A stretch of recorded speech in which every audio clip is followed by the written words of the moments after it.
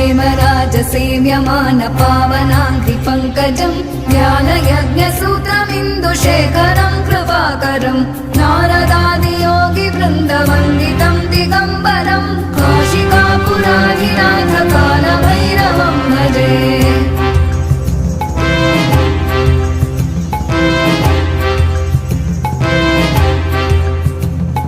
भानुकोटिभास्वनं भवाब्धितारकं परं नीलकण्ठमीप्सितार्थदायकं त्रिलोचनं कालकालमम्बुजाक्षमक्षशूलमक्षरं काशिकापुराधिनाथ कालभैरवं भजे।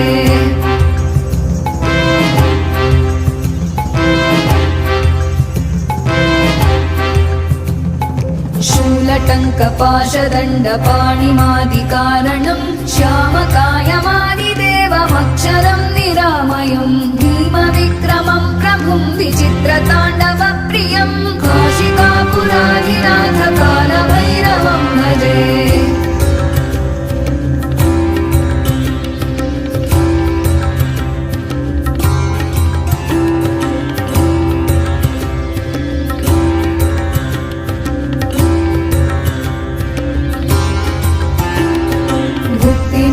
दायकं प्रशस्तचारुविग्रहं भक्तवत्सलं स्थितं समस्तलोकविग्रहं विनिक्मणं मनोज्ञहेमकिङ्किणीलसत्कटिं काशिकापुराधिनाथ कालभैरवं भजे।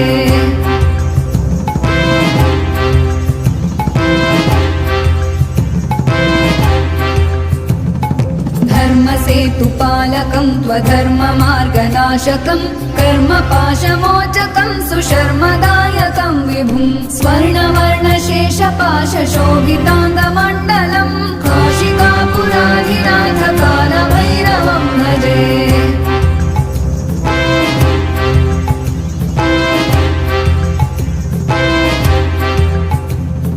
रत्नपादुका प्रभाभिरामपादयुग्मकं नित्यमद्वितीयमिष्टदैवतं निरञ्जनं मृत्युदर्पनाशनं करालदंष्ट्रमोक्षणं काशिकापुराधिनाथ कालभैरवं भजे।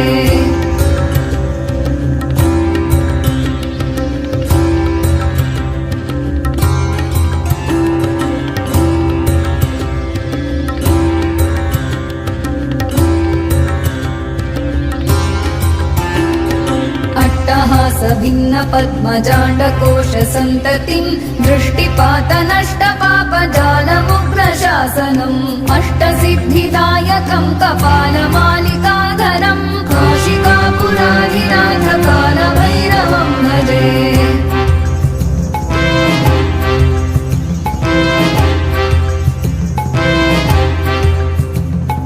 भूतसङ्घनायकं विशालकीर्तिदायकं काशीवासलोकपुण्यपापशोधकं विभुं नीतिमार्गकोविदं पुरातनं जगत्पतिं काशिकापुराधिनाथ कालभैरवं भजे।